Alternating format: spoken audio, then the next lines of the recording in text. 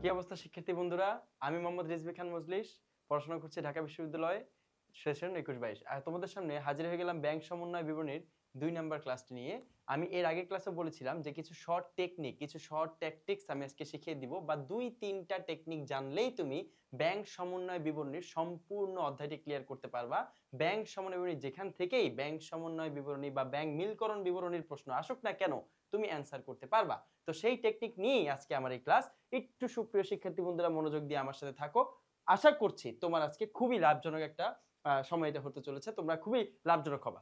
তো ব্যাংক সমন্বয় বিবরণীর ক্ষেত্রে আমরা হরহামেশাই দেখতে পাই ব্যাংক সমন্বয় বিবরণী শুরু হয় নগদান বই মোতাবেক ব্যাংক জমা, অথবা ব্যাংক বই মোতাবেক ব্যাংক জমা, অথবা নগদান বই মোতাবেক ব্যাংক জমাতিরিক্ত, ব্যাংক বই মোতাবেক ব্যাংক জমাতিরিক্ত। আমরা এর আগের ক্লাসেও জেনেছি যে ব্যাংক সমন্বয় বিবরণী তৈরি করা হয় সাধারণত দুটো বই দিয়ে। এই দুইটা বইয়ের নাম কি? একটি নগদান বই অথবা ক্যাশ বুক, একটি ব্যাংক বই অথবা পাসবুক। তো একটি ব্যাংক বই, একটি নগদান বই বা আমানতকারীর বইয়ের নাম হচ্ছে নগদান বই, আর ব্যাংকের বইয়ের নাম হচ্ছে ব্যাংক বিবরণী বা ব্যাংক বই অথবা পাসবুক। তো এই দুটি বিবরণীর মধ্যে একটি নির্দিষ্ট সময়কাল শেষে, সাধারণত 1 মাস, সুপ্রিয় শিক্ষার্থী বন্ধুরা, সাধারণত কয় মাস? 1 মাস, 30 দিন। এই 30 দিন পরে সাধারণত ব্যাংক সমন্বয় বিবরণী যে মাসিক হিসাব, নগদান বই বা আমানতকারীর বই এবং ব্যাংকের বই, এই দুটোর মাসিক হিসাব জের মিলে যাওয়ার কথা, অবশ্যই মিলে যাওয়ার কথা, কিন্তু মিলে না।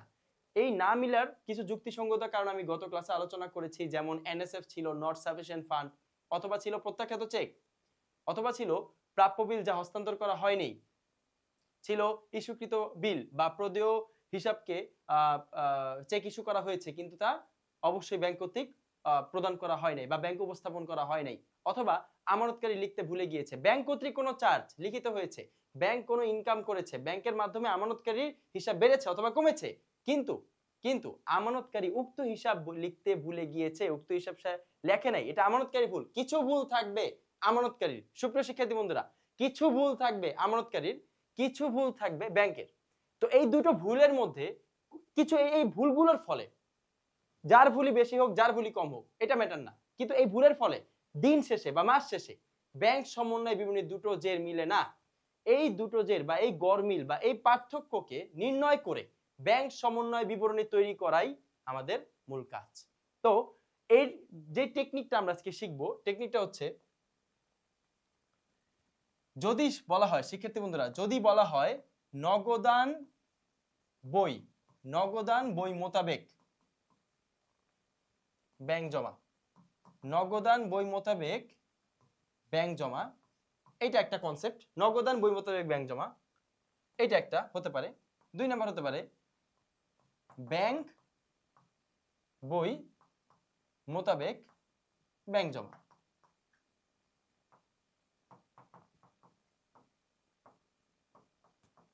হতে পারে নগদান বই মোতাবেক ব্যাংক জমা, হতে পারে ব্যাংক বই মোতাবেক ব্যাংক জমা, আবার হতে পারে নগদান বই মোতাবেক ব্যাংক জমাতিরিক্ত, হতে পারে ব্যাংক বই মোতাবেক ব্যাংক জমাতিরিক্ত। তো যদি আমাদেরকে বলা হয় নগদান বই মোতাবেক ব্যাংক জমা, আর যদি বলা হয় ব্যাংক বই মোতাবেক ব্যাংক জমাতিরিক্ত, এই দুটো কথা এক, এই দুটো কথাই এক, সুপ্রিয় শিক্ষার্থী বন্ধুরা, এই দুটো কথাই এক। আমি আবার বলছি, যদি বলা হয়, যদি বলা হয় নগদান বই মোতাবেক ব্যাংক জমা, যদি বলা হয় নগদান বই মোতাবেক ব্যাংক জমা অথবা ব্যাংক বই মোতাবেক ব্যাংক জমাতিরিক্ত, ব্যাংক বই মোতাবেক ব্যাংক জমাতিরিক্ত হতে পারে, বা ব্যাংক বিবরণী মোতাবেক ব্যাংক জমাতিরিক্ত,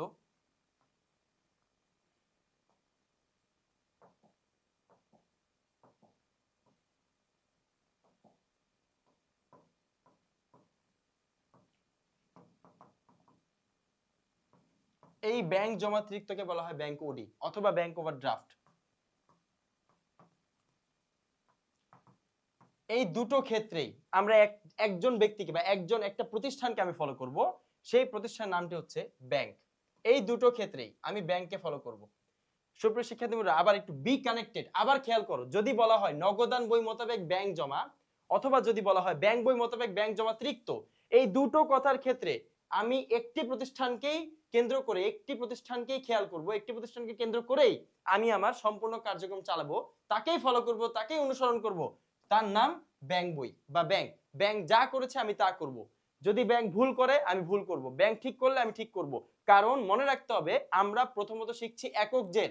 ব্যাংক সমন্বয় বিবরণীর যে একক জের, সেই একক জের স্বয়ং সম্পূর্ণ নয় বা বিশুদ্ধ অঙ্ক নয়। তাই একটি জেরকে কেন্দ্র করে আমি আরেকটি জের নির্ণয় করছি, এই পদ্ধতিকে বলা হয় একক জের। এখন এই পদ্ধতির মানে কিন্তু ব্যাপারটা এমন নয় যে এই পদ্ধতিটা একেবারে বিশুদ্ধ অঙ্ক না, কারণ আমি এখানে সংশোধন করছি না।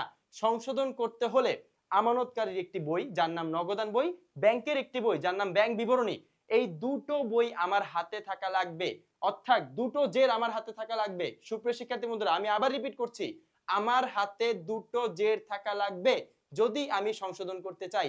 একটা ঠিক একটা ভুল অথবা দুইটাই ভুল, হতে পারে একটা ঠিক একটা ভুল অথবা দুটোই ভুল। এই দুটো জের যদি আমার হাতে না থাকে তাহলে আমি ব্যাংক সমন্বয় বিবরণী প্রস্তুত করতে পারবো না। শিক্ষার্থী বন্ধুরা আবার খেয়াল করো, ব্যাংক সমন্বয় বিবরণী প্রস্তুত করতে হলে দুটো জের প্রয়োজন হয়। এখন প্রথমে আমাদেরকে একক জের নির্ণয় করতে হবে, কারণ আমাদের পরীক্ষার প্রশ্নপত্রে বোর্ডের যেরকম কোশ্চেন বারবার আসে, বারবার রিপিট হয় একই কোশ্চেন, নগদান বই মোতাবেক ব্যাংক জমা কত টাকা, 21,500। ব্যাংক বই মোতাবেক ব্যাংক জমা কত টাকা, 31,900। এরকম সামথিং একটা অ্যামাউন্ট দেওয়া থাকবে, একটা জের দেওয়া থাকবে, তোমাকে বলা হবে যে আরেকটি জের তুমি নির্ণয় করো। এই পদ্ধতিটা একটা বিশুদ্ধ পদ্ধতি নয়, এই পদ্ধতির মধ্যে ঝামেলা আছে, ভুল আছে। সেই সংশোধনটা আমরা পরবর্তীতে করব দ্বৈত জের বা উভয় জেরে, যেটাকে আমরা সংশোধন পদ্ধতি বলছি। দ্বৈত জেরে সেটাতে আমরা সংশোধনী জের বের করি। কি বের করি শিক্ষার্থী বন্ধুরা? সংশোধনী জের। এই পদ্ধতিতে সংশোধনী জের নির্ণয় করার কিছু নাই। এই পদ্ধতিটা আসলে একটা ভুল পদ্ধতি, মানে পদ্ধতিটা ওকে, কিন্তু পদ্ধতির মাধ্যমে আমরা একটি জের থেকে যে আরেকটা জের নির্ণয় করছি সেই জেরটা সঠিক, বিষয়টা এমন নয়। সঠিক হতেও পারে, নাও হতে পারে। তাই আমরা যদি এই দুইটা জের কখনো দেখি যে নগদান বই মোতাবেক ব্যাংক জমা, অথবা ব্যাংক বই মোতাবেক ব্যাংক জমা অতিরিক্ত, অথবা ব্যাংক ওভারড্রাফট, অর্থাৎ আমার ব্যাংকে টাকা আছে 500 টাকা, ব্যাংকে আমার টাকা আছে 500 টাকা, কিন্তু ব্যাংক থেকে আমি উত্তোলন করলাম 5,000 টাকা। এখন উল্টো ব্যাংক আমার কাছে 4,500 টাকা ক্রেডিট, অর্থাৎ ব্যাংক 4,500 টাকা আমার কাছে অলরেডি পায়। ব্যাংকে আমার টাকাই নেই এত যত টাকা আমি উত্তোলন করেছি। ওই যে এত বেশি পরিমাণে উত্তোলন করলাম, ব্যাংকে যেই টাকা আমার ব্যালেন্স ছিল তার থেকেও বেশি পরিমাণে আমি উত্তোলন করলাম, ওই উত্তোলিত যে অতিরিক্ত অর্থটা তার নাম হচ্ছে ওডি। তার নাম কি শিক্ষার্থী বন্ধুরা? ওডি, অথবা ওভারড্রাফট, অথবা ব্যাংক জমা অতিরিক্ত। তো যদি বলা হয় নগদান বই মোতাবেক ব্যাংক জমা, তাহলে আমি ব্যাংকে ফলো করব। অথবা যদি বলা হয় ব্যাংক বই মোতাবেক বা ব্যাংক বিবরণী মোতাবেক ব্যাংক জমা অতিরিক্ত, তাহলেও আমি ব্যাংকেই ফলো করব। এই কথাটা একটু সুপ্রিয় শিক্ষার্থী বন্ধুরা মনে রাখবেন। পরবর্তীতে আমরা আইটি জেন নিয়ে কথা বলবো। পরের জের নাম হচ্ছে, যদি আগে ছিল নগদান বই মোতাবেক ব্যাংক জমা, এবার হবে ব্যাংক বই মোতাবেক ব্যাংক জমা।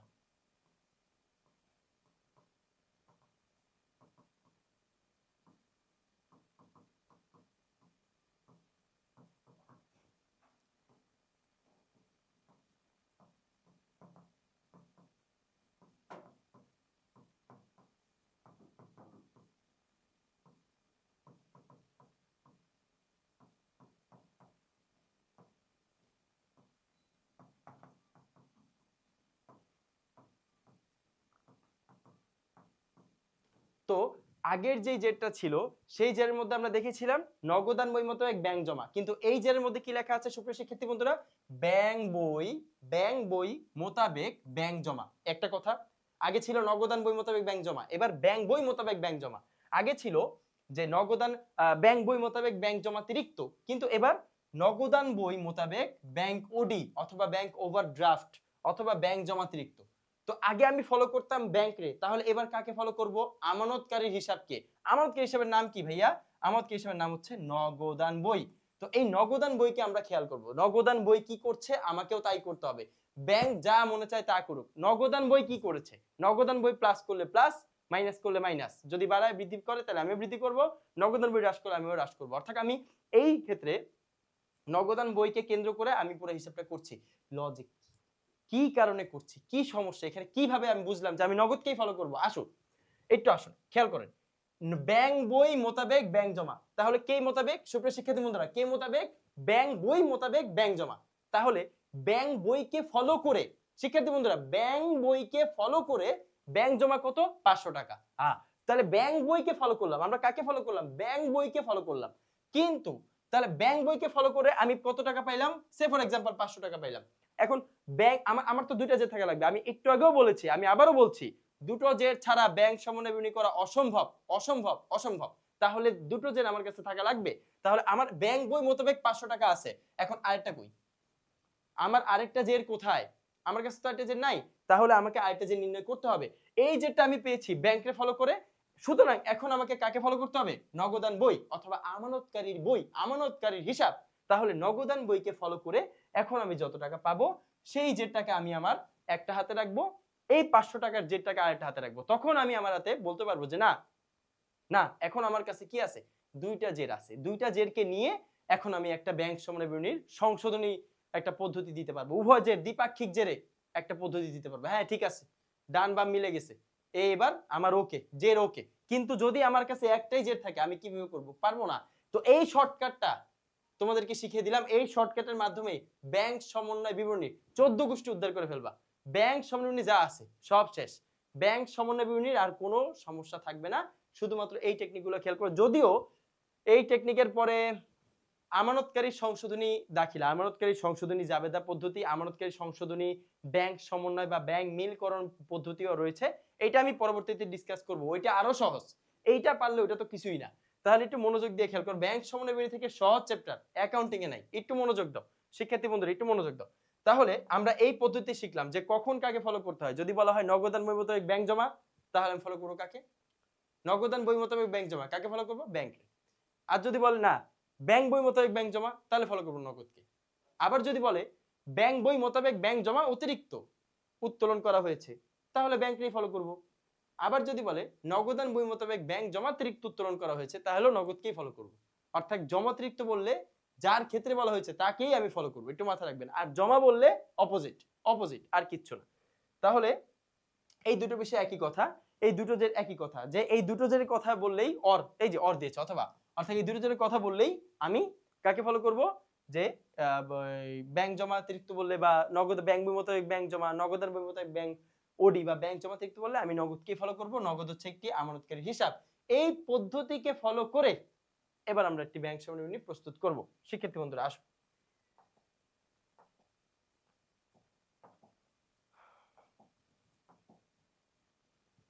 ওকে, তো আমরা আমাদের প্রথম যে প্রশ্নটা, এই প্রশ্নের মধ্যে আমরা দেখতে পাচ্ছি যে 2013 সালের, শিক্ষার্থী বন্ধুরা একটু ফোকাস, 2013 সাল 31শে ডিসেম্বর, তোমাকে মাস খেয়াল করতে হবে। সব সময় যে সব অঙ্ক 31শে ডিসেম্বরই হবে এমন কোনো কথা নাই। হতে পারে 1লা মে, হতে পারে 1লা অক্টোবর, হতে পারে 30শে জুন, হতে পারে। সুতরাং তোমাকে মাসটা খেয়াল করতে হবে, কারণ আমরা জানি ব্যাংক সমন্বয় বিবরণী সাধারণত মাসিক তৈরি করা হয়, মাস শেষে প্রস্তুত করা হয়। তাই 31শে ডিসেম্বর এই তারিখটা খেয়াল করতে হবে। কেন করতে হবে এটা আমি একটু পরে বলছি, এখন বললে কানেক্টেড হবে না, একটু পরে বলছি, বুঝবা। 31শে ডিসেম্বর, শুধু এটা মাথায় রাখা হচ্ছে, তারিখটা মাথায় রাখতে হবে, একদম মুখস্থ। তাহলে এবিসি ফার্মের নগদান বই মোতাবেক, এই যে একটু আগে আমরা শিখলাম, নগদান বই মোতাবেক ব্যাংক জমা কত টাকা শিক্ষার্থী বন্ধুরা? 12,000 টাকা। তাহলে একটু আগেই আমরা টেকনিকে বলেছিলাম নগদান বই মোতাবেক ব্যাংক জমা, শিক্ষার্থী বন্ধুরা কি মোতাবেক? নগদান বই মোতাবেক, নগদান বই মোতাবেক ব্যাংক জমা 12,000 টাকা হলে আমরা কাকে ফলো করি? কাকে ফলো করি? ঠিক, কাকে? ব্যাংক। একটু আগে আমি যা বললাম, ব্যাংক, ব্যাংককে ফলো করি। অর্থাৎ এই পুরো অঙ্কে আমি ব্যাংককে ফলো করে, এই পুরো অঙ্কে ব্যাংককে ফলো করে আমি আমার সম্পূর্ণ কার্যক্রম চালাবো। কিভাবে চালাবো একটু খেয়াল করি।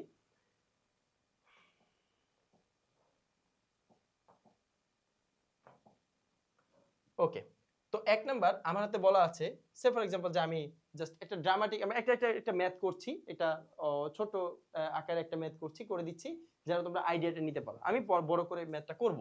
তো প্রথমত আমার হাতে অ্যামাউন্ট আছে কত? 12,000 টাকা। কি মোতাবেক আছে? কি মোতাবেক আছে? নগদান বই মোতাবেক ব্যাংক জমা। তো নগদান বই মোতাবেক ব্যাংক জমা আছে 12,000 টাকা। এবার আমি কাকে ফলো করছি এটা আমি একটু পাশে লিখে নিব। কাকে ফলো করছি? আমি ব্যাংকের ফলো করছি। আচ্ছা, কি হইছে ব্যাংকের ফলো করলে একটু দেখি।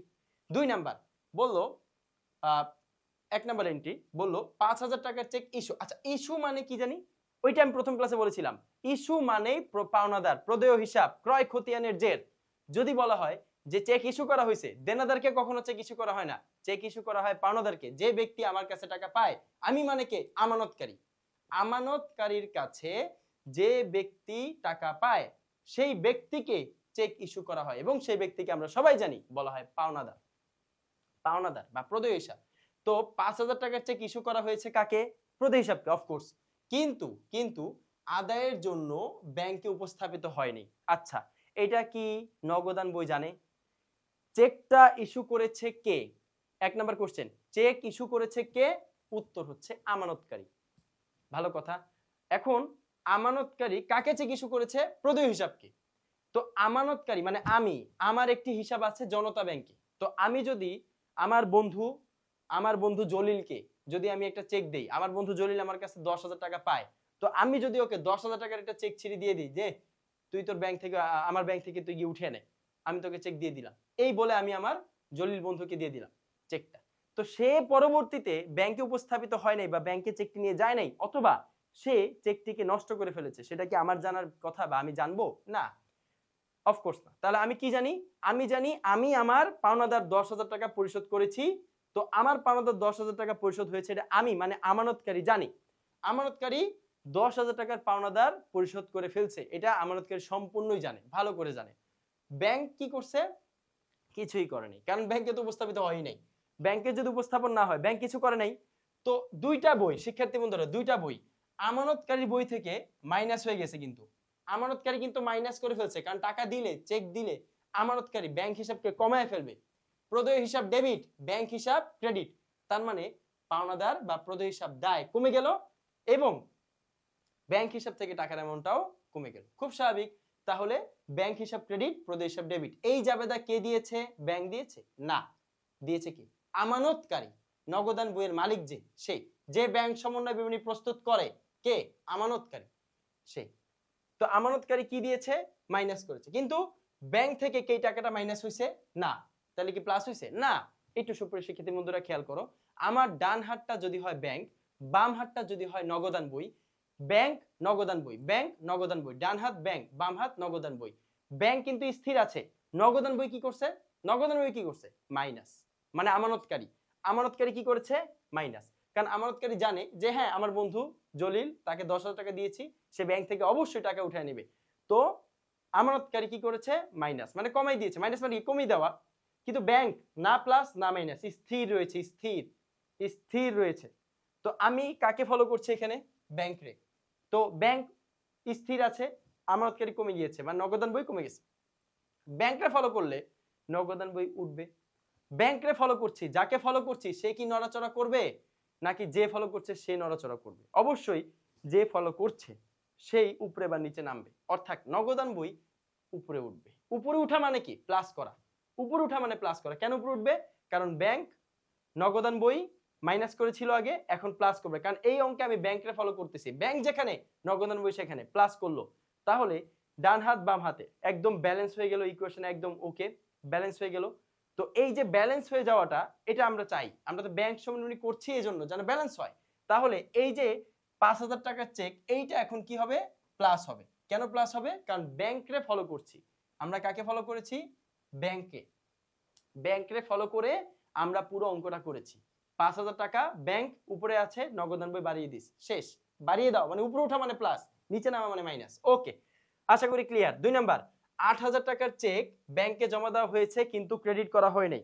এইটা আমি আগের ক্লাসে বলেছিলাম যে চেক কখন ডেবিট হয়, কখন চেক ক্রেডিট হয়। সুপ্রিয় শিক্ষার্থী বন্ধুরা মনে রাখবেন, যদি ব্যাংক আমানতকারীর পক্ষ হয়ে আমানতকারীর হিসাবকে যদি ব্যাংক বাড়িয়ে দেয়, তাহলে সেটাকে বলবে ক্রেডিট। অর্থাৎ ব্যাংক যদি ক্রেডিট করত, তাহলে আমানতকারী হিসাব বাড়তো। আমানতকারী হিসাবকে বৃদ্ধি করতে হলে ব্যাংক ক্রেডিট করে, আমানতকারী হিসাবকে হ্রাস করতে হলে ব্যাংক ডেবিট করে। সোজা হিসাব। আবারও, আমানতকারী হিসাবকে বৃদ্ধি করতে হলে ব্যাংক কি করে? ক্রেডিট। আমানতকারী হিসাবকে হ্রাস করতে হলে ব্যাংক কি করে? ডেবিট। সোজা হিসাব। এখন ৮,০০০ টাকার চেক, কয় হাজার টাকার চেক শিক্ষার্থী বন্ধুরা? ৮,০০০ টাকার চেক ব্যাংকে জমা দেওয়া হয়েছে কিন্তু ব্যাংক আদায় করেনি। এই যে আদায় করেনি, এই আদায় না করাকেও বলা হয় কি? ক্রেডিট করা হয়নি। আদায় করা মানে ক্রেডিট করা। আর যদি বলে কমানো হয় নাই, তাহলে বলবে ডেবিট করানো হয় নাই, কারণ ব্যাংক তো কমাইলে ডেবিট করে। কার হিসাব? আমানতকারী হিসাব। এবার এই যে ৮,০০০ টাকার চেক ব্যাংকে জমা দেওয়া হয়েছে কিন্তু ব্যাংক কি করেছে? আবারও সেম প্রসেস। ব্যাংক স্থির, নগদ স্থির। আমানতকারী কি জানে? আদায় হয়েছে। আমানতকারী কারণ চেক তো জমা দিয়েছে সেই, তো আমানতকারী কি জানে যে আদায় হয়েছে, সুতরাং আমানতকারী প্লাস করেছে। কিন্তু আমি কাকে ফলো করছি, আমি এই অঙ্কে কাকে ফলো করছি, ব্যাংক। আমানতকারী প্লাস করেছে, ব্যাংককে ফলো করছি, ব্যাংক। তো সুপ্রশিক্ষিত বন্ধুরা, ব্যাংক কি উপরে আছে না নিচে আছে? অবশ্যই এখন আমানতকারী উপরে উঠে যাওয়ার ফলে ব্যাংকটা এখন নিচে হয়ে গেছে।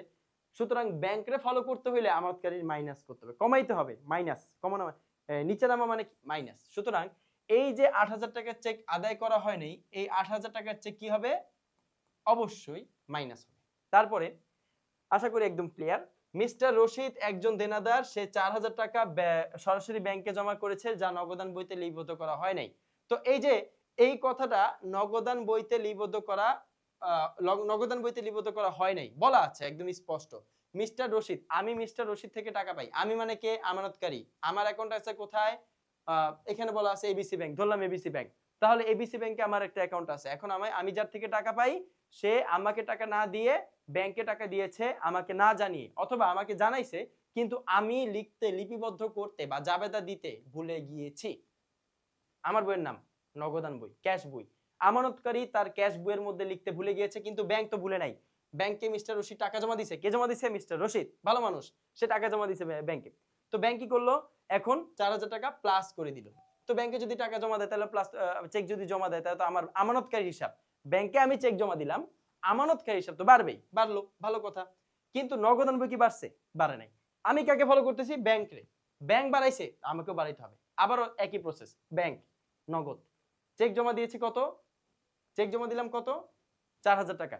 তো চেক জমা দেওয়ার সাথে সাথে ব্যাংক হিসাব বেড়ে গেছে, কিন্তু আমানতকারী কিছুই করে নাই, আমানতকারীতে লিপিবদ্ধ হয় নাই, অর্থাৎ আমানতকারী এই কাজটা করে নাই। তো আমানতকারী যদি এই কাজটা না করে, সেই স্থির থাকবে, ব্যাংক বাড়ায় দিবে। তো আমি তো ব্যাংকরে ফলো করতেছি, সুতরাং আমাকেও বাড়াইতে হবে, আমাকেও বাড়াইতে হবে। ব্যাংক যেখানে আমি সেখানে, ব্যাংক বাড়াইছে আমিও বাড়াবো, ব্যাংক কমালে আমিও কমাবো। আমি ফলো করছি কাকে, ব্যাংকে। তাহলে এই যে ৪০০০ টাকা, এটা অবশ্যই কি হবে, প্লাস করবে। শিক্ষার্থী বন্ধুরা, এই ৪০০০ টাকা কেন প্লাস হবে আশা করি বুঝতে পেরেছো। বি অ্যাটেন্টিভ, একদম সহজ একটা চ্যাপ্টার। এই ৪০০০ টাকা কেন প্লাস হবে আশা করি বুঝতে পেরেছো। তাহলে প্লাস দিলাম, ব্যাংক বাড়াইলো আমিও বাড়াই দিলাম। এখন ব্যাংকে ভাঙানো ২০০০ টাকার প্রাপ্য বিল ৬০ টাকা বাট্টা বাদ না দিয়েই নগদান বইতে লেখা হয়েছে। ইন্টারেস্টিং, খুবই মজাদার একটা এন্ট্রি। বলা হয়েছে ব্যাংকে ২০০০ টাকার একটা প্রাপ্য বিল ভাঙানো হয়েছে। ভাঙানো মানে কি, ভাঙানো মানে কি, প্রাপ্য বিল কে ভাঙায়, আমি ভাঙাবো, তুমি ভাঙাবা না, ব্যাংক বানাবে, আর ব্যাংক ভাঙাবে। একটা ফাইন্যান্সিয়াল ইনস্টিটিউশন ছাড়া প্রাপ্য বিল কে ভাঙাবে? সুতরাং প্রাপ্য বিল হোক প্রদেয় বিল হোক, ভাঙাবে কিন্তু ব্যাংকই। তো ব্যাংকে ২০০০ টাকা, কয় হাজার টাকা, প্রাপ্য বিলের অ্যামাউন্ট হচ্ছে ২০০০ টাকা। তো প্রাপ্য বিল, প্রাপ্য হিসাব, আচরণ কিন্তু একই। ওই যে মিস্টার রশিদ, একই রকম আচরণ, একই। মিস্টার রশিদ ছিল দেনাদার, আর এটা হচ্ছে প্রাপ্য বিল। তাহলে ২০০০ টাকার মধ্যে কয় টাকা জানি বাট্টা, ৬০ টাকা। ৬০ টাকা বাট্টা বাদ দিলে ১৯৪০ টাকা থাকে, ১৯৪০ টাকা। অর্থাৎ ব্যাংক ১৯৪০ টাকা আদায় করেছে, ৬০ টাকা বাট্টা দিয়েছে। বাট্টা দেওয়া কি অনুচিত হয়েছে? না। প্রাপ্য বিলের কিছু শর্ত থাকে, টার্মস আর কন্ডিশনস থাকে, সেই কন্ডিশন মেনেই তো ব্যাংক বাট্টা দিয়েছে নাকি। তো ব্যাংক কেন বাট্টা দিল? কারণ ৬০ টাকা বাট্টা দেওয়ার কথা। তো এই কাজটা তো ব্যাংকের অনুচিত বা ব্যাংকের দ্বারা কোনো ভুল হয় নাই, ব্যাংক তো কাজটা ঠিকই করেছে। সুতরাং ব্যাংক ৬০ টাকা বাদ দিয়েছে, ঠিক আছে, ওকে। তো শিক্ষার্থী বন্ধুরা, এখানে দেওয়া আছে ব্যাংকে ভাঙানো হয়েছে ২০০০ টাকার প্রাপ্য বিল। কয় হাজার টাকার প্রাপ্য বিল? ২০০০ টাকার প্রাপ্য বিল। এবং এই যে ভাঙানোটা, সেটা কয় টাকা বাট্টায় ভাঙানো হয়েছে? ৬০ টাকা। তার মানে আমি একজনের কাছ থেকে টাকা পাই কত? ২০০০ টাকা। এখন এই প্রাপ্য বিলের মূল্য ২০০০, নির্দিষ্ট শর্ত সাপেক্ষে ব্যাংক কয় টাকা বাট্টা দিয়েছে? ৬০। সুতরাং ব্যাংক কর্তৃক আদায় হয়েছে ১৯৪০ টাকা। ১৯৪০ টাকা ব্যাংক প্লাস করেছে ১৯৪০। কিন্তু আমানতকারীর বইয়ের নাম হচ্ছে নগদান বই।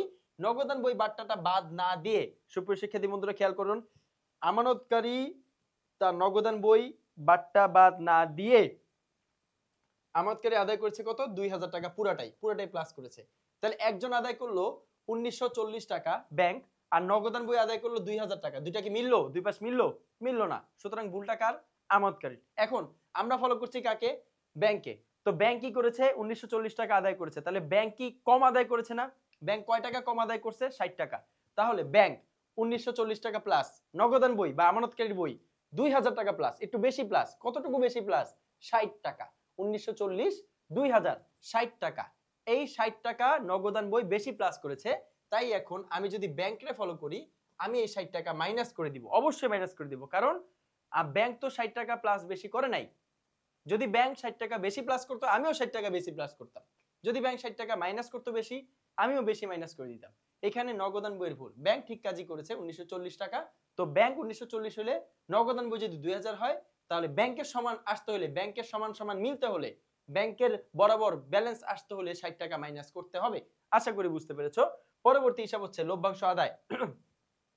ব্যাংক কর্তৃক লভ্যাংশ আদায়। আহা, ব্যাংক কর্তৃক লভ্যাংশ আদায়, ব্যাংকের লভ্যাংশ আদায় না তো, ব্যাংক কর্তৃক লভ্যাংশ আদায়। সুতরাং এখানে লভ্যাংশটা কার, আমানতকারী না ব্যাংকের? অবশ্যই উত্তর কি ঠিক, কার? আমানতকারী, ব্যাংকের না। সুতরাং আমানতকারীর লভ্যাংশ ব্যাংক হিসাব, আমানতকারীর যে ব্যাংক হিসাবটা রয়েছে সেটা বৃদ্ধি পেয়েছে, ব্যাংক আমানতকারী হিসাবকে বাড়িয়ে দিয়েছে। তাহলে লভ্যাংশ হলে আমানতকারী লভ্যাংশ হলে আমানতকারী হিসাব বেড়ে যায় কয় টাকা? 60 টাকা। সুতরাং ব্যাংক কর্তৃক লভ্যাংশ আদায় হয়েছে, যা ব্যাংক সরাসরি আদায় করেছে 500 টাকা, কিন্তু নগদান বই কর্তৃক লিখিত হয় নাই। যেহেতু আমি ব্যাংকে ফলো করছি সুতরাং আমি 500 টাকা প্লাস করব না মাইনাস করব? অবশ্যই প্লাস করব, কারণ ব্যাংক হিসাব বেড়ে গেছে, ব্যাংক হিসাব যদি বৃদ্ধি পায় আমিও বাড়িয়ে দিব। যেহেতু আমি ব্যাংকে ফলো করছি তার মানে যাকে ফলো করব সে যা যা করবে আমিও তাই তাই করব। পরবর্তীতে ব্যাংক কর্তৃক মঞ্জুরকৃত সুদ, এটা বুঝাই যায় যদি বলা হয় ব্যাংক কর্তৃক মঞ্জুরকৃত সুদ, আবার ব্যাংকের চার্জ 100 টাকা কর্তন করা হয়েছে। তো দুইটা কাজই কে করলো? শিক্ষার্থী বন্ধুরা মনোযোগ দেন, একটু ফোকাস রাখেন। দুইটা কাজই কে করলো? একটু ভরসা রাখেন আমার উপর, ব্যাংক সমন্বয় বিবরণী শেষ করে দিব। এখানে নগদান বই বা এই যে আমানতকারীর যে চার্জ, এই যে আমানতকারীর যে ব্যাংকের সুদ, এই দুইটা কাজ কে করেছেন? আমানতকারী নিজে করছে না। তাহলে মঞ্জুরকৃত সুদ বলো আর চার্জের কর্তন বলো, দুইটা কাজই কে করছে? ব্যাংক করেছে। সুতরাং ব্যাংক জানে, ব্যাংক এই দুইটা কাজ সম্পর্কে অবগত। কে অবগত না? যে অবগত না তার নাম হচ্ছে নগদান। কারণ হয় নগদান বই মানে আমানতকারী বই, হয় নগদান বই আর নাইলে ব্যাংক বই, দুইটা বইয়ের মধ্যে যে কোনো একটা বই কিন্তু জানে না। সুতরাং এই জায়গায় কে জানে না? নগদান বই জানে না। কিভাবে বুঝলাম? কারণ ব্যাংক জানে। এখন ব্যাংকও জানে, আমানতকারীর বইও জানে, তাহলে জানে নাকি? যদি দুইটা পক্ষ, ব্যাংক কর্তৃপক্ষ এবং আমানতকারী নগদান কর্তৃপক্ষ, আমানতকারী কর্তৃপক্ষ দুইজনই যদি জানে একটা হিসাব সম্পর্কে, তাহলে এই লেনদেন এখানে আসার দরকার কি? ব্যাংক সমন্বয় বিবরণীতে তার কোনো স্থান নাই যেখানে কোনো ভুল ভ্রান্তি হয় নাই। সুতরাং এই জায়গার মধ্যে ভুলটা কি? যে ব্যাংক কর্তৃক চার্জ করা হয়েছে, ব্যাংক কর্তৃক সুদ মঞ্জুর করা হয়েছে, বোথ আর কারেক্ট, বোথ আর কারেক্ট। কারেক্ট না কে? নগদান বই জানে না। কেন জানে না জানো? তাহলে সুতরাং এই জায়গার মধ্যে নগদান বই জানে না, নগদান বইয়েরই ভুল। ভুলটা কার? শিক্ষার্থী বন্ধুরা ভুলটা কার? নগদান বই, নগদান বই জানে না। আমি কাকে ফলো করছি? ব্যাংক রে। সুতরাং ব্যাংক যদি প্লাস করে, মঞ্জুরকৃত সুদ হলে আমানতকারী হিসাব বেড়ে যায় 300 টাকা বেড়ে যায়, তাই আমি প্লাস। আমি ব্যাংককে ফলো করছি, আমি ব্যাংককে ফলো করছি। ব্যাংক যা করছে আমিও তাই করব। ব্যাংক 300 টাকা প্লাস করেছে আমিও প্লাস করব, কারণ 300 টাকার ফলে আমানতকারী হিসাব বৃদ্ধি পেয়েছে। আমি ব্যাংককে ফলো করছি। মাইনাস 100 কেন? কেন মাইনাস 100? কারণ ব্যাংক যদি 100 টাকা চার্জ ধার্য করে তাহলে অবশ্যই সেই 100 টাকা মাইনাস হয়ে যাবে। ওই 100 টাকা আমানতকারীর কর্তৃপক্ষ, আমানতকারীর যে হিসাব সেখান থেকে ডেবিট হয়ে যাবে। কারণ ব্যাংক যদি আমানতকারী হিসাবকে হ্রাস করে তাকে আমরা বলি ডেবিট। ব্যাংক কর্তৃপক্ষ ডেবিট করেছে তার মানে আমানতকারী হিসাব হ্রাস পেয়েছে। ব্যাংক কর্তৃপক্ষ ক্রেডিট করেছে তার মানে আমানতকারী হিসাব বৃদ্ধি পেয়েছে। সহজ হিসাব। তাহলে চার্জ করাকে আমরা কর্তন করাকে বা সমন্বয় করাকে বা অবলোপন করাকে একই কথা। ব্যাংক কর্তৃক চার্জ কর্তন করা হলো, সমন্বয় করা হলো, অবলোপন করা হলো, ডেবিট করা হলো, এই বিষয়গুলোকে আমরা মাইনাস করি। এখন আসো আমাদের দিন শেষে একক জের কি? আমাদের একক জের ছিল 12,000 টাকা, যা নগদান বই মোতাবেক ব্যাংক জমা ছিল 12,000 টাকা, দেখতেই পাচ্ছ। আর এখন আমাদের দিন শেষে ব্যাংক বই মোতাবেক ব্যাংক জমা, আমরা কাকে নিয়ে শুরু করেছি? নগদান বই মোতাবেক ব্যাংক জমা কত? 12,000। 12,000 টাকা কাকে ফলো করে এসেছে? কাকে ফলো করে 12,000 এসেছিল? নগদান বইকে। তো এখন আমি কাকে ফলো করেছি? এতক্ষণ কাকে ফলো করেছি? ব্যাংকে। স্বাভাবিক। একটা যে নগদান বইকে কেন্দ্র করে পেয়েছো, আরেকটা যে কাকে কেন্দ্র করে পাওয়া উচিত? কাকে কেন্দ্র করে পাওয়া উচিত শিক্ষার্থী বন্ধুরা? অবশ্যই ব্যাংক বইকে, কারণ নগদান বইকে একবার ফলো করা হয়ে গেছে। এবার ব্যাংকে ফলো করে আমি কয় টাকা পাইলাম দেখি, আমরা একটু ক্যালকুলেশন করি। 12, 17,000, 9,000, 13,000, 13,800, 13,900, 13,840। তো আমার আরেকটা জেড বেরোলো কত? 13,840। দেখি ক্যালকুলেশনটা ঠিক আছে কিনা। 12, 5, 17 মাইনাস 8, 9, 9 প্লাস 4, 13, 13,500, 13,000, 800, 13,700, 13,600, 13,640 টাকা হবে শিক্ষার্থী বন্ধুরা, মনে হয় 13,640 টাকা হওয়ার কথা।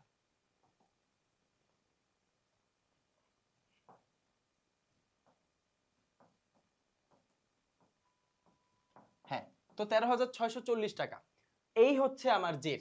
তাহলে নগদান বই মোতাবেক ব্যাংক জমা কত?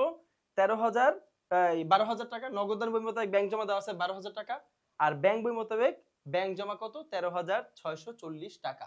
এই বিষয়টাকে একটু সাজিয়ে গুছিয়ে লেখা, এই বিষয়টাকে সিনক্রোনাইজ ওয়েতে লেখাই হচ্ছে ব্যাংক সমন্বয় বিবরণী। এইভাবে করতে হয়।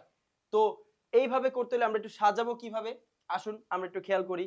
তাহলে আমরা যদি একটু ভালো করে খেয়াল করে দেখি এই জায়গায় আমরা সাজাবোটা কিভাবে, এটা আমরা পরবর্তী স্লাইডে গেলে বুঝতে পারবো। যেমন আমি ব্যাংক সমন্বয় বিবরণী যদি আঁকি, তাহলে আমার হিসাবটা হবে কাইন্ড অফ এরকম। শিক্ষার্থী বন্ধুরা খেয়াল করুন, আমার টাকা টাকা বিবরণ, এই পাশে থাকবে টাকা টাকা, সবার আগে থাকবে নগদান বই মোতাবেক ব্যাংক জের বা ব্যাংক জমা, একই কথা, ব্যাংক জের অথবা ব্যাংক জমা 12,000 টাকা।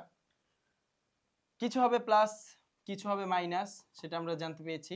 তো কিভাবে ব্যাপারটা লিখব, যেমন এরা কি ছিল সবার আগে 5,000 টাকার চেক ইস্যু করা হয়েছে, কয় হাজার টাকার চেক, কিন্তু আদায়ের জন্য ব্যাংকে উপস্থাপন হয়নি। এটা আমরা 5,000 টাকা আমরা প্লাস করেছিলাম, এই যে শিক্ষার্থী বন্ধু আমরা প্লাস করেছি 5,000।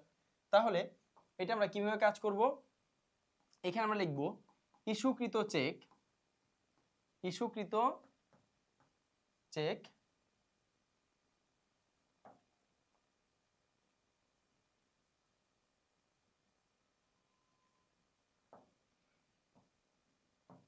ইস্যুকৃত চেক ব্যাংক কর্তৃক বা ব্যাংকে ইস্যুকৃত চেক ব্যাংকে উপস্থাপিত হয়নি, এটাই ছিল। হ্যাঁ,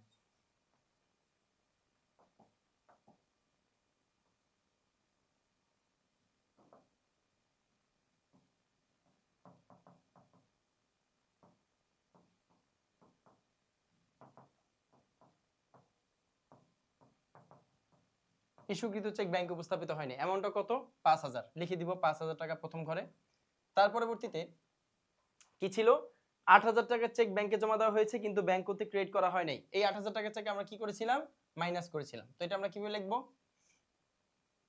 যেখানে আমি দিব বাদ, সেখানে আমি লিখব 1 নাম্বার এন্ট্রি দিয়ে যে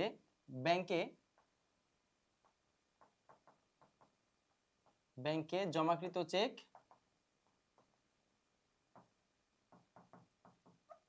ব্যাংক কর্তৃক আদায় হয়নি, ব্যাংকে জমাকৃত চেক ব্যাংক কর্তৃক আদায় হয়নি। অ্যামাউন্টটা কত? 8,000 টাকা। তো এইভাবে আমার মানে ফরম্যাটটা এমন হবে, আমি জাস্ট দেখাইলাম যে আমার ফরম্যাটটা কেমন হবে, ব্যাংক সমন্বয় বিবরণী তৈরি করার ফরম্যাটটা কি হবে একক জেরের। এইভাবে আমি কিছু অ্যামাউন্ট করব প্লাস আর কিছু অ্যামাউন্ট করব মাইনাস। তো প্লাস মাইনাস করার পর আমার দিন শেষে কিন্তু রেজাল্ট ওইটাই আসবে। কত কত ছিল? 13,640 টাকা। তো এই রেজাল্টটাই হচ্ছে আমার দিন শেষে এখানে আসবে। আমি এখানে লিখে দিব 13,640 টাকা। কিছু জিনিস আমার প্লাস হবে, কিছু অ্যাকাউন্ট আমার মাইনাস হবে। দেন আমি কি দিয়ে শুরু করেছিলাম, যে নগদান বই মোতাবেক ব্যাংক জের, আমি শেষ করব কি দিয়ে? ব্যাংক বই মোতাবেক ব্যাংক জের শেষ। এখন আমার হাতে দুইটা জের আছে, একক জেরের ফলে আমি দুইটা জের পেয়েছি। তো এই যে দুইটা জের, এই দুইটা জের নিয়ে এখন আমি আবার পরবর্তীতে কি শুরু করব, দ্বিপাক্ষিক বা উভয় জের সংশোধনী পদ্ধতিতে ব্যাংক সমন্বয় বিবরণী। তো পরবর্তীতে এই হচ্ছে আমার একক জেরের একটা কনসেপ্ট। আমি আগে অঙ্কটা করে দেখাইলাম যে আসলে একক জের থেকে নগদান বই মোতাবেক ব্যাংক জমা কত? 12,000 টাকা। ব্যাংক বই মোতাবেক ব্যাংক জমা কত? 13,640 টাকা। তাহলে এই টাকাটা আমি কিভাবে পেলাম? একক জের পদ্ধতি, অর্থাৎ একটা পক্ষকে অনুসরণ করে পুরা ব্যাংক হিসাবটা আমি ব্যাংক সমন্বয় বা ব্যাংক মিলকরণ বিবরণীটা তৈরি করলাম। এখন আমি দেখি পরবর্তীতে কিন্তু আপনাদেরকে আমি অঙ্কটা করে দেখাবো, কিন্তু আমি জাস্ট ফরম্যাটটা দেখাইলাম যে কিভাবে আমরা লিখবো, কিভাবে আমাদের তৈরি করতে হবে, লিখতে হবে কিভাবে। আর পাশাপাশি আমরা কি দেখলাম, যে প্লাস মাইনাস, কোনটা প্লাস কোনটা মাইনাস, কেন প্লাস কেন মাইনাস, আর উত্তরটা কি, ওইটাই আমার এক্স্যাক্টলি आंसर শেষ। তো তার পরবর্তীতে 2 নম্বর অঙ্কে আমরা দেখতে পাচ্ছি লেখা আছে 31শে মার্চ, তারিখটা কিন্তু খেয়াল করবেন, তারিখ অনেক বেশি ইম্পর্টেন্ট। হ্যাঁ, তো 31শে মার্চ জাহিদ এন্টারপ্রাইজের নগদান বইয়ের ব্যাংক জমা অতিরিক্ত কত? 19,000 টাকা। এবার একটু ট্রিকি। আগে কি ছিল? নগদান বই মোতাবেক ব্যাংক জমা, ব্যাংক বই মোতাবেক ব্যাংক জমা। শিক্ষার্থী বন্ধুরা, আগে কি ছিল? নগদান বই মোতাবেক ব্যাংক জমা, ব্যাংক বই মোতাবেক ব্যাংক জমা। কিন্তু এখন কি আছে? কি আছে? জাহিদ এন্টারপ্রাইজের নগদান বই মোতাবেক ব্যাংক জমাতিরিক্ত। তাহলে আমরা কি জানি? যদি জমাতিরিক্ত বলে, যার অনুযায়ী জমাতিরিক্ত তাকেই আমরা ফলো করব। তাহলে নগদান বই মোতাবেক বা নগদান বই অনুযায়ী ব্যাংক জমাতিরিক্ত বলা আছে, সুতরাং আমরা এখানে নগদান বইকেই ফলো করব। আমাদের টেকনিক আর কি, যেই টেকনিকে আমরা চলতেছি, যেই টেকনিকে আমরা ব্যাংক সমন্বয় বিবরণী কার্যাদি সম্পাদন করে থাকি, তাহলে ওই নগদান বইকে আমরা অনুসরণ করে 19,000 টাকা, কত? 19,000 টাকা। তাহলে সবার আগে আমরা লিখবো 19,000 টাকা। কার অনুযায়ী? 31শে মার্চ জাহিদ এন্টারপ্রাইজ নগদান বই অনুযায়ী ব্যাংক জমাতিরিক্ত, ব্যাংক ওডি বা ব্যাংক ওভারড্রাফট। শিক্ষার্থী বন্ধুরা, খুব সহজ, খুবই সহজ, একটু মনোযোগ দেন। এই একটু মনোযোগ দেওয়ার ফলে আপনি একটা পূর্ণাঙ্গ সৃজনশীল 10টা নাম্বার পাবেন। 10টা নাম্বার, সাথে এই মধ্য থেকেই এমসিকিউ আসবে। এরকমই আসছে বিগত 10-15 বছরের কোশ্চেন ঘাটেন, ব্যাংক সমন্বয় বিবরণী, এর বাইরে কোনো কিছু নাই, কোশ্চেন সব এরকমই। সুতরাং ক্লাসটা আপনাদের জন্য খুবই হেল্পফুল হবে, খুবই হেল্পফুল হবে। এই 19,000 টাকা ব্যাংক নগদান বই মোতাবেক ব্যাংক জমাতিরিক্ত, আমরা নগদকে ফলো করি। তো নগদকে ফলো করে আমি আমার কাজ সম্পাদন করব। কাকে ফলো করে? কাকে ফলো করব? নগদকে। 1 নাম্বার এন্ট্রিতে বলা আছে, দেনাদার কর্তৃক সরাসরি ব্যাংকে জমা দেওয়া হয়েছে 1,000 টাকা, যা নগদান বইতে লেখা হয় নাই। না লেখুক, না লেখুক, নগদান বই লেখে নাই, কিন্তু ব্যাংকে জমা দিয়েছে দেনাদার কত? 1,000 টাকা। এখন ব্যাংক যদি 1,000 টাকা জমা দেয়, আমার ডান হাত ব্যাংক, বাম হাত হচ্ছে নগদান বই। ব্যাংক বই 1,000 টাকা বৃদ্ধি পেয়েছে। কে বৃদ্ধি পেয়েছে? ব্যাংক বই 1,000 টাকা বৃদ্ধি পেয়েছে। আমি কাকে ফলো করছি? নগদ। নগদ, নিচে আমানতকারী বইয়ের নাম নগদান বই, ক্যাশ বই, নগদান বই বা ক্যাশ বই, ক্যাশ বুক। তাহলে ব্যাংক হিসাব বেড়ে গেল 1,000 টাকা। নগদ স্থির আছে, না হ্রাস না বৃদ্ধি, স্থির আছে। আমি নগদকে ফলো করলে মাইনাস, নগদকে ফলো করলে মাইনাস, নগদকে ফলো করলে মাইনাস। নগদকে ফলো করছেন, সুতরাং নগদ নড়বে না, ব্যাংক নড়বে। এর আগের অঙ্কে আমরা দেখেছি ব্যাংককে ফলো করেছি, ব্যাংক কিন্তু নড়চড় করে নাই। ব্যাংক যেখানে আছে, যা করেছে আমরা তাই করব। আমরা মানে কি? আমানতকারী। এখন আমরা ফলো করছি নগদান বইকে, অর্থাৎ আমানতকারী বইকে। আমানতকারী বই যা করেছে আপনিও তাই করবেন, ঠিক তাই করবেন। এটাই ট্রিক্স, এটাই টেকনিক। তাহলে কি করেছে? আমানতকারী বই লেখে নাই, তো আমানতকারী বই স্থির আছে, ব্যাংক বই বেড়েছে, প্লাস। তো আমানতকারী বইকে ফলো করলে আমাকে 1,000 টাকা মাইনাস দিতে হবে। 19,000 টাকা 1,000 টাকা মাইনাস। তারপরে পাওনাদার মিস্টার নগেনকে 2,000 টাকার চেক ইস্যু করা হলো। তাহলে আমি একটু আগে বললাম কাকে চেক ইস্যু করা হয়। শিক্ষার্থী বন্ধুরা, একটু মনোযোগ দেন। কাকে চেক ইস্যু করা হয়? উত্তর দেন। অবশ্যই কাকে চেক ইস্যু করা হয়? পাওনাদার। প্রদেয় হিসাব, ক্রয় খতিয়ানের জের, যে ব্যক্তি আমার থেকে টাকা পায়, পাওনাদার যে, তাকে চেক ইস্যু করা হয়। তো এই যে পাওনাদার, এই পাওনাদারকে আমি 2,000 টাকা চেক ইস্যু করেছি, কিন্তু তার মধ্যে 1,000 টাকার চেক এখনো ব্যাংক চেক পরিশোধের জন্য ব্যাংকে এখনো উপস্থাপিত হয় নাই। কয় হাজার? 1,000 পরিশোধ করছি, চেক দিয়েছিলাম কয় হাজার টাকার মূল্যের? 2,000। তো আপনি আমার থেকে টাকা পান, আমি আপনাকে চেক দিছি 2,000 টাকার, আপনি 1,000 টাকার যে চেকটা আছে সেই চেকটা ব্যাংকে উপস্থাপন করেছেন, আর বাকি 1,000 টাকার চেক এখনো ব্যাংকে উপস্থাপন করেন নাই। তার মানে যেটা ব্যাংকে উপস্থাপন করেছেন, ব্যাংক তো এটার কাজ করছে, অবশ্যই করছে। কিন্তু যেই 1,000 টাকার চেক আপনি ব্যাংক উপস্থাপন করেন নাই, ওইটার কাজ কিন্তু ব্যাংক কর্তৃপক্ষ করতে পারে নাই। সুতরাং 2,000 টাকার কিন্তু আমরা এখানে কাজ করব না। যতটুকুর কাজ সম্পাদন হয়েছে, সঠিকভাবে সঠিক উপায়ে সম্পাদন হয়েছে, আমরা ততটুকুর কাজ করব না। আমরা কোনটার কাজ করব? যেতটুকুর কাজ সম্পাদন হয় নাই। কোনটা? 1,000 1,000 কাজ সম্পাদন হয় নাই, এখানে 1,000 টাকার কাজ সম্পাদন হয় নাই। তো 1,000 টাকা ব্যাপারটা কি? আমরা ফলো করছি নগদকে। নগদ 2,000 টাকা মাইনাস, 2,000 পুরাটাই মাইনাস। কারণ 1,000 টাকা মিস্টার নগেন ব্যাংক উপস্থাপন করবে কি করবে না সেটা তো নগদান বই বা আমানতকারী জানে না, মাইনাস করে দিয়েছে। 2,000 টাকা আমানতকারী minus, bank minus, but 1,000 bank উপস্থাপন হয়েছে 1,000 টাকা চেক, তাই ব্যাংক 1,000 টাকা চেক মাইনাস। আরো কত মাইনাস করবে? আরো কত মাইনাস করবে? আরো 1,000 টাকা মাইনাস করবে। যদি উপস্থাপন হইতো তাহলে আরো 1,000 টাকা পরিশোধ করতো, প্রদেয় হিসাবকে আরো 1,000 টাকা দিত। কিন্তু ব্যাংক কর্তৃপক্ষ 1,000 টাকা মাইনাস, আর নগদ ব্যাংক কর্তৃপক্ষ মাইনাস করলো কত? 1,000। নগদান বই মাইনাস করলো কত? 2,000। আমরা ফলো করছি কাকে? নগদান বইকে। সুতরাং আরো 1,000 টাকা মাইনাস করতে হবে। এখানে আমি যদি ব্যাংকে ফলো করতাম তাহলে 1000 টাকা প্লাস করতাম, আমি তো ফলো করছি নগদকে, সুতরাং আরো 1000 টাকা মাইনাস করতে হবে, কারণ নগদ মাইনাস করেছে কত? শিক্ষার্থী বন্ধুরা মনোযোগ দেন, নগদ মাইনাস করেছে কত? 2000 টাকা মাইনাস মাইনাস, কিন্তু ব্যাংক মাইনাস করেছে কত? 1000 টাকা। তাহলে নগদকে ফলো করতে হলে নগদের বরাবর নগদের সমান আসতে হলে আরো 1000 টাকা মাইনাস করতে হবে, সুতরাং মাইনাস আরো 1000।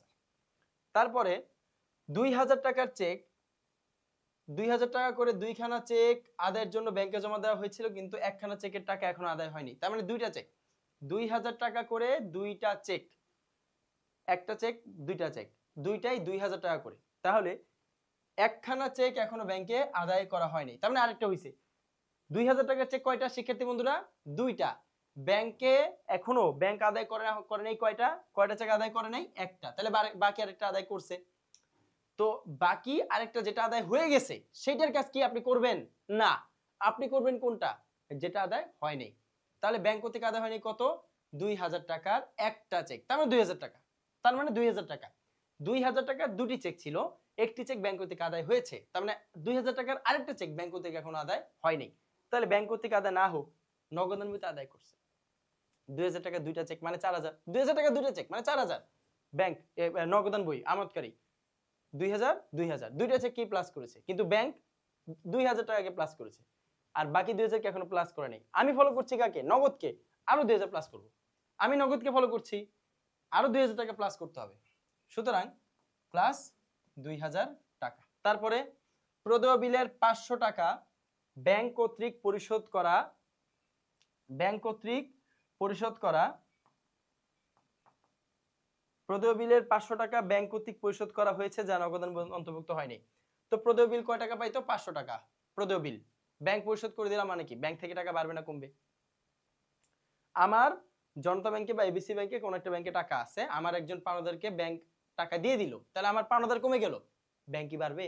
ব্যাংকও তো কমবে। তাহলে ব্যাংক থেকে 500 টাকা চলে গেল, কিন্তু আমি আমি আমি কে? নগদান বইয়ের হোল্ডার, আমানতকারী, জানি জানি না। ব্যাংক, এই যে ব্যাংক বই, শিক্ষার্থী বন্ধুরা সহজ সহজ একদম ইজি টেকনিক, ব্যাংক বই মাইনাস 500 টাকা, কিন্তু নগদান বই জানে না, সে স্থির আছে, না প্লাস না মাইনাস, স্থির আছে।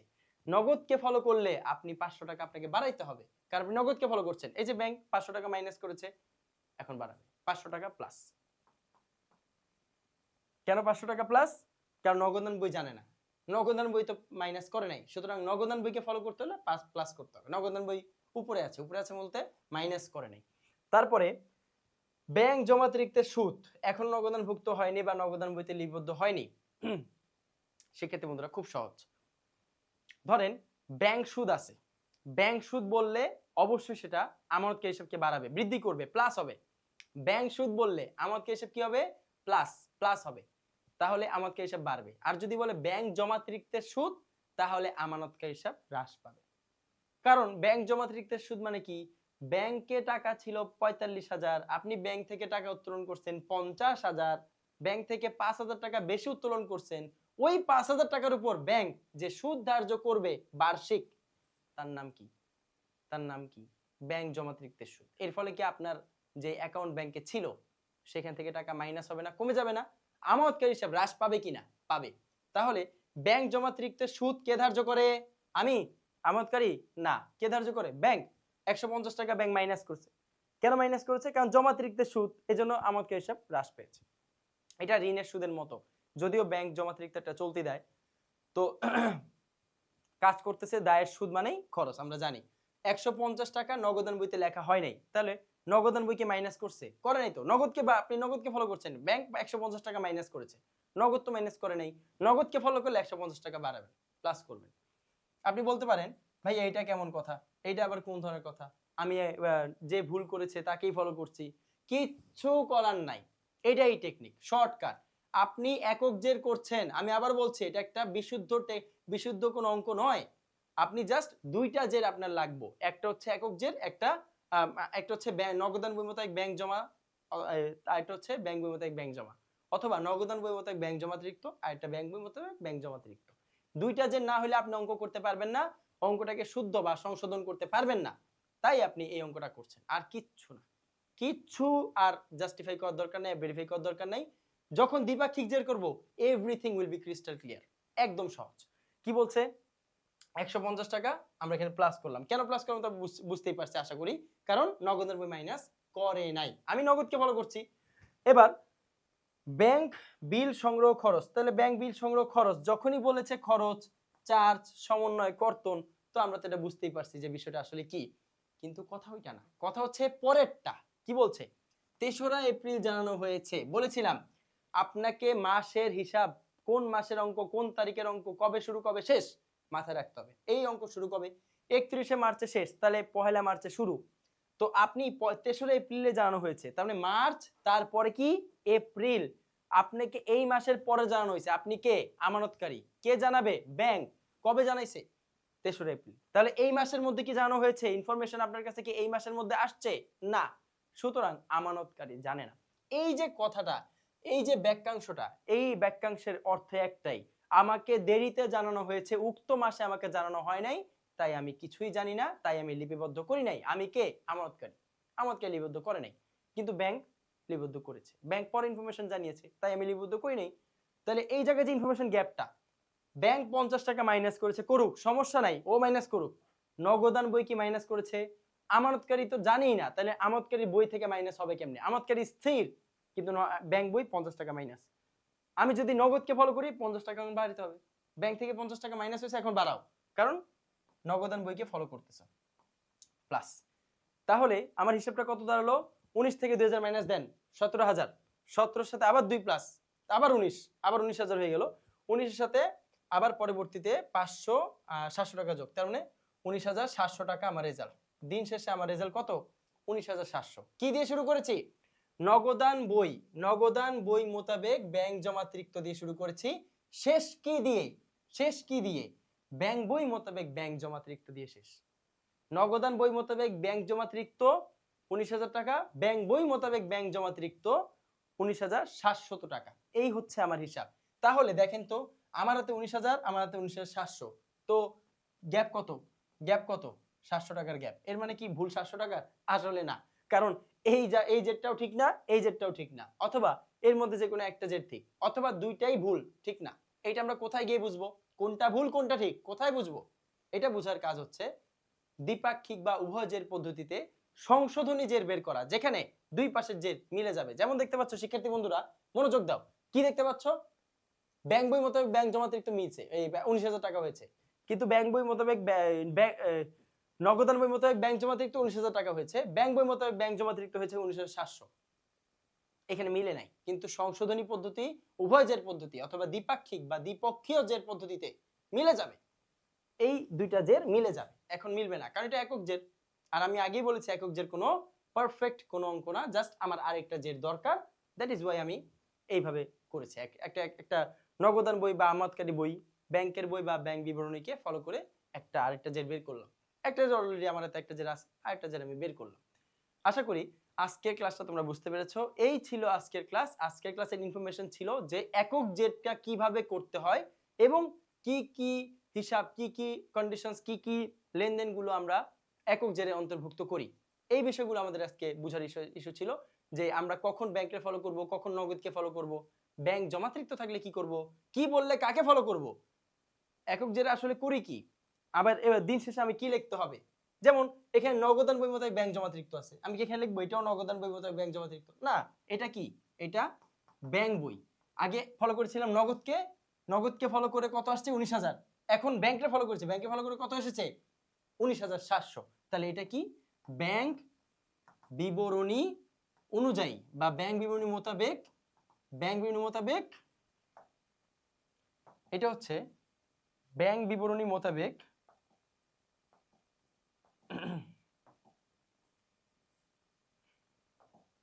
এটা কি? ব্যাংক, শিক্ষার্থী বন্ধুরা, ব্যাংক বিবরণী মোতাবেক ব্যাংক জমাতিরিক্ত, ব্যাংক ওডি বা ব্যাংক জমাতিরিক্ত। এই হচ্ছে আমার কাজ, একদম সহজ, সিম্পল। তাহলে নগদান বই মোতাবেক ব্যাংক জমাতিরিক্ত 19,000, ব্যাংক বই মোতাবেক ব্যাংক জমাতিরিক্ত 19,700। ইজি। ধন্যবাদ সবাইকে এতক্ষণ সাথে থাকার জন্য।